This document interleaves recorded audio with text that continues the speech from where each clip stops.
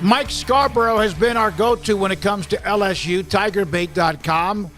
Man, what a year it's been. Brian Kelly and the football team finished incredibly strong after a little bit of what looked like a rough start. Kim Mulkey won the national title. Men's basketball was, well, they're trying to overcome, and we'll get to that, the violations and Will Wade being fired.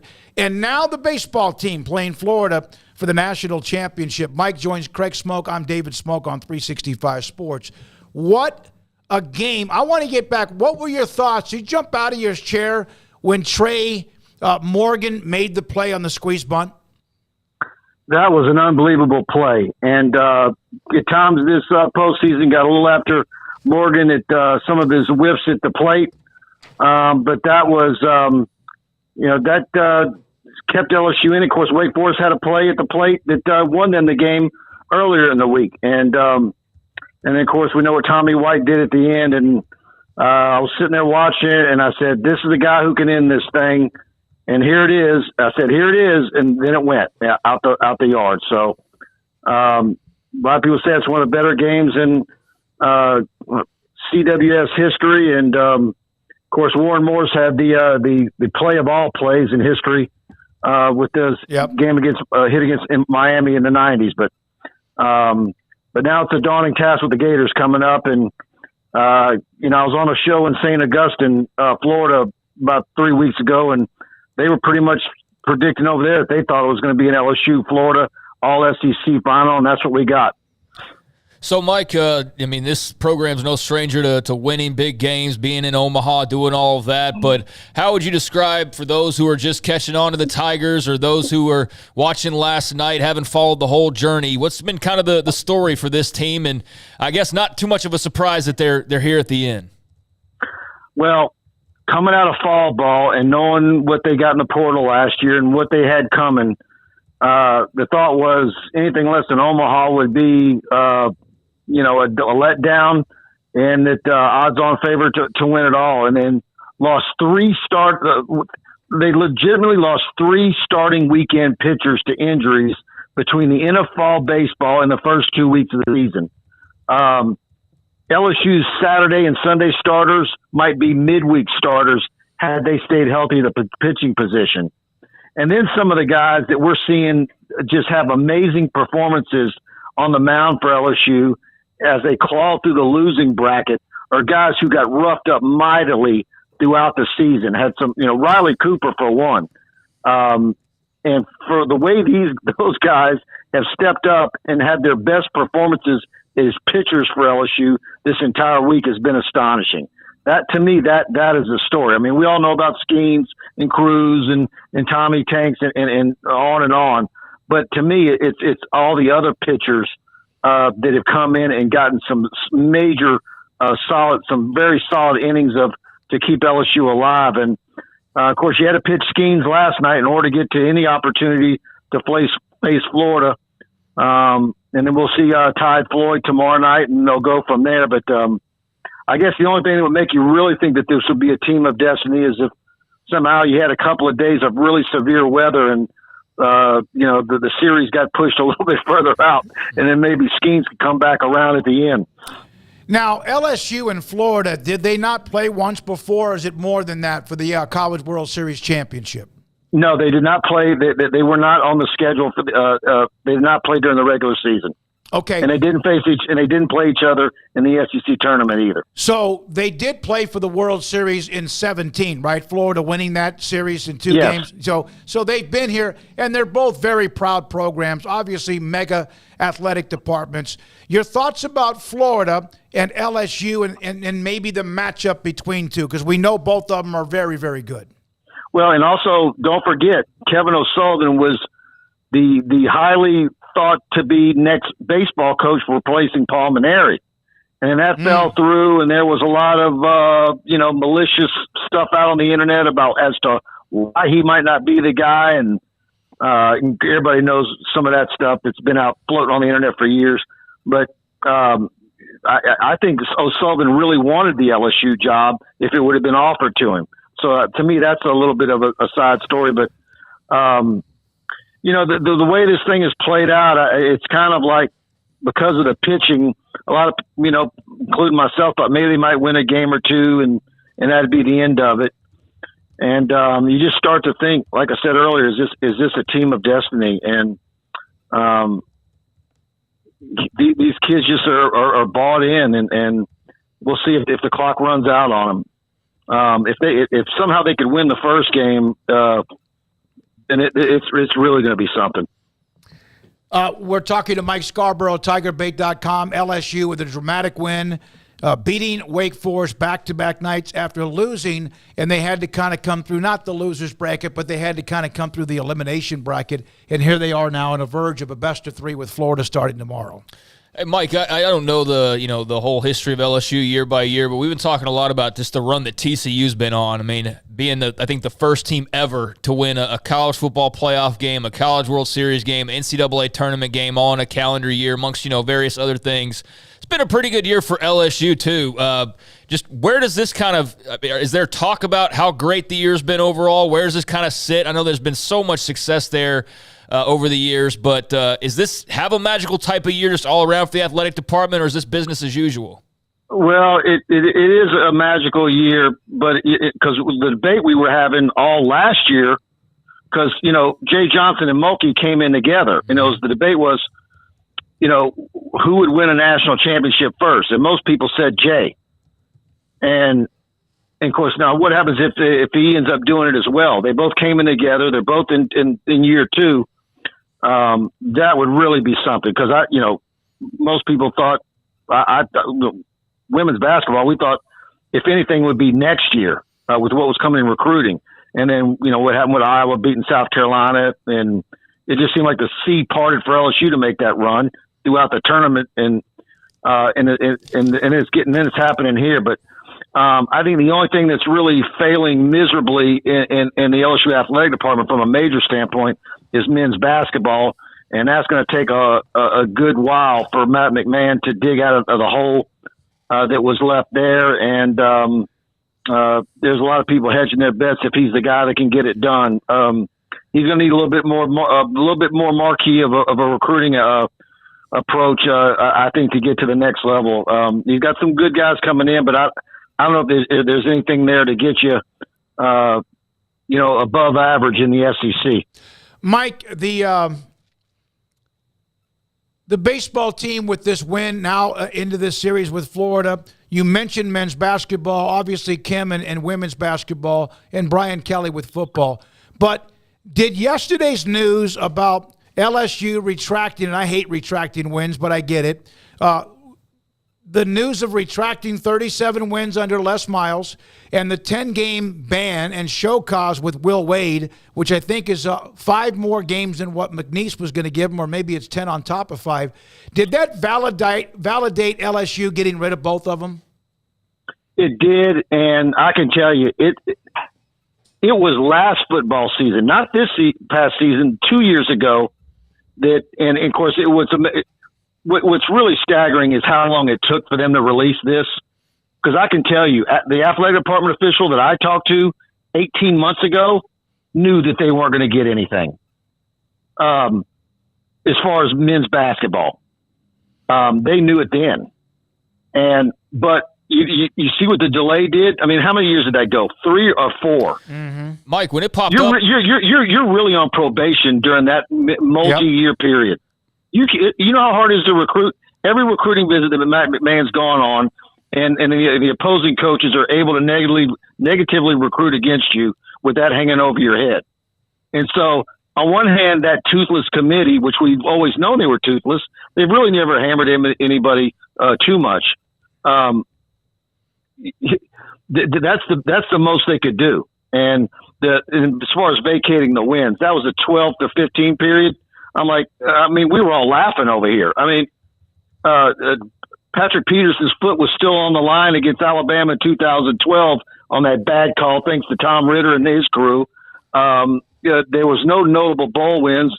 A lot of people remember the Capital One Bowl loss to Joe Paterno in I think, wasn't that his last game or one of his very last games on that field that, they should have ruled that field was not playable.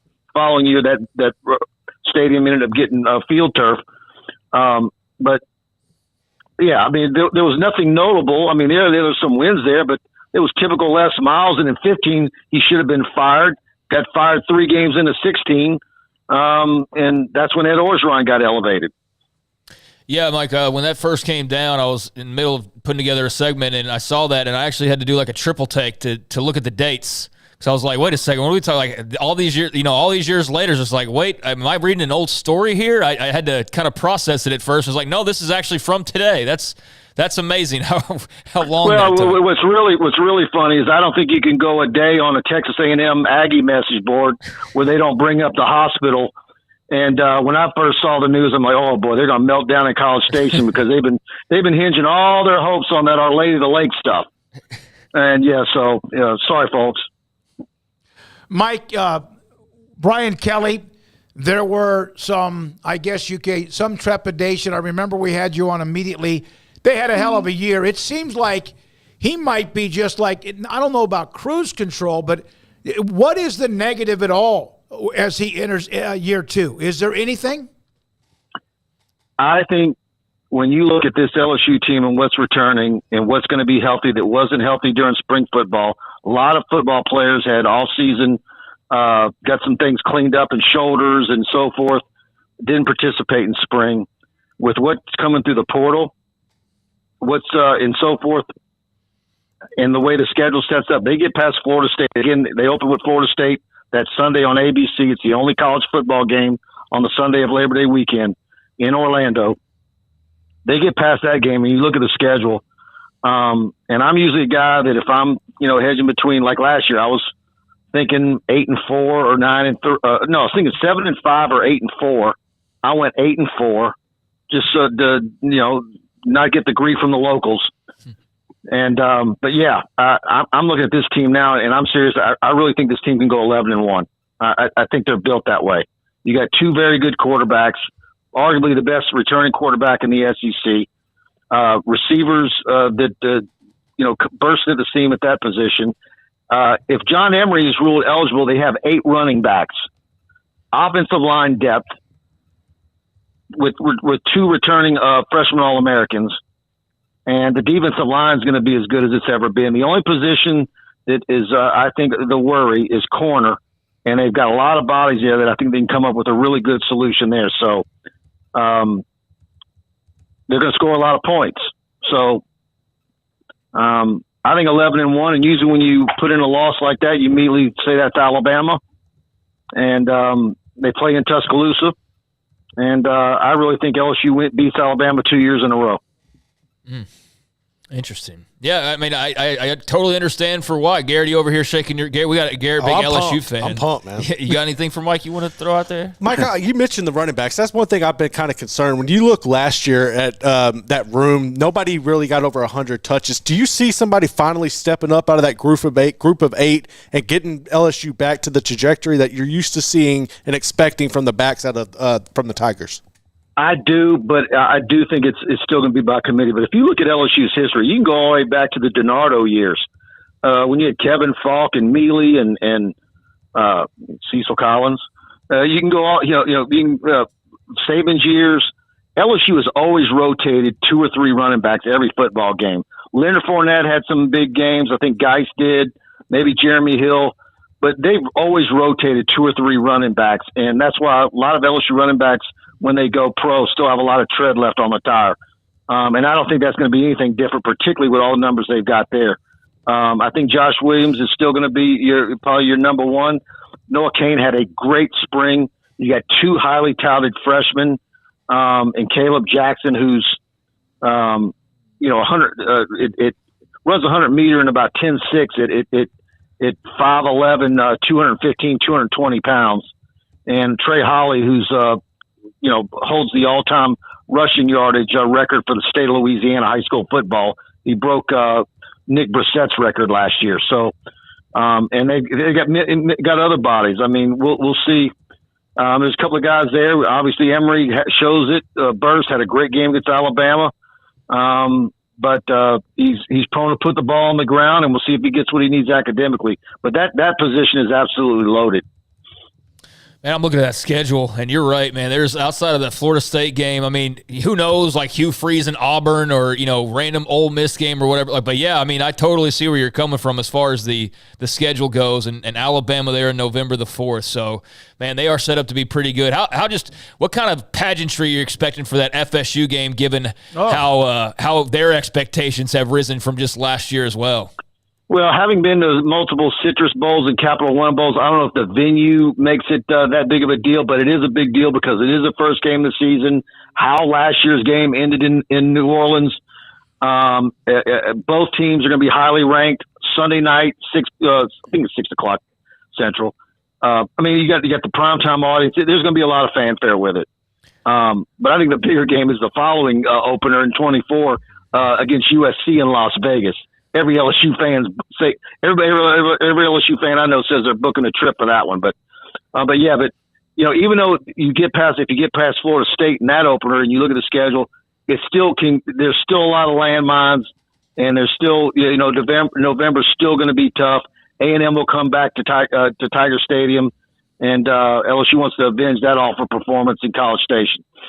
Yeah. What has been something maybe, Mike, that has impressed? What has impressed you most about Brian Kelly, or maybe what was a surprise, something that you've grown to appreciate, or what have you, in terms of just how he operates and how it compares to people you've seen in the past with that program? I like how he immediately diagnoses a problem, and he doesn't suffer fools. I think he can see who his guys are. If he made a hire that maybe didn't work out, it doesn't take him long to see that someone's not what he thought they were, or whatever it is, whatever he might have inherited. Just the attention to detail, but at the same time allowing everybody in his staff to do their job. And I'll tell you something else that I think he's got a real positive morale thing going with his staff, because having seen go from Saban to Miles actually worked his staff worse than Saban did. He'd make them stay at 10 o'clock at night just to go over things 3 or 4 times. Eventually his staff would say, look, man, we know you don't want to go home, but we do, And so, yeah, I think that's in the recruiting, I think has gotten up to a whole other level. But of course LSU is one of those programs where they've got, 35 analysts in the building, and it's some of that stuff's gotten out of hand across the whole country. But and I think just from a media standpoint, the access that we get, we've never had the type of access that under any coach since the 90s at LSU. And that's saying something, particularly in the age of social media. It seems like every year things get that we've normally gotten get taken away. That's not the case under Kelly.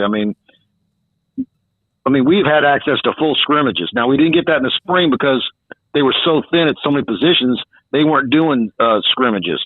But had they, had a full complement, we would have had access to full practices and been able to see like 35 and 55 play scrimmages at the end of some of the 2 or 3 practices. Access to coordinators, we never got that under the previous 2 coaches. So that's some of the differences there, and I think he's absolutely loving here, and I like it when it's funny to me when I talk to some of the guys that cover Notre Dame and that I talk to regularly, and they'll see something about Kelly and they're like, who is that guy? Because he's a totally different guy down here, because he doesn't have to have his collar button here. I think he's really taken to South Louisiana and the culture and the food, and he's a lot looser than my interpretation of the man before he got here. It's interesting you say that, Mike, and I know we got to run, but when Mack Rhodes' name came up as being hired as the athletic director at Baylor, we had a newspaper writer in Missouri who covered Missouri on the show like that day and said that there was no access, there was nothing, and we've had everything opposite of that. And so, and he was going through a time at Missouri. Remember, they had the racial divide and they had some other issues going on within that program. But hell, he shows up at Baylor to handle the football aftermath, and he's been completely the opposite. So perhaps you're enjoying that with Brian Kelly like we were able to do and have been able to do with Mack Rhodes. LSU has won 6 has been to 6 national titles. 91, 93, 96, 97, 2000, and 2009. And Florida beat them in 2017. They've been to what? No, they've won 8, right? They've won 6, been to 8, including what we see with Wake Forest starting tomorrow. Yes. That's a bunch. Florida, yep. Yep, that's a bunch. Thanks for your time. We appreciate it. Mike Scarborough, TigerBait.com with us on 365 Sports. LSU, Florida, open up the College World Series. Best of 3 tomorrow. When we come back, we'll have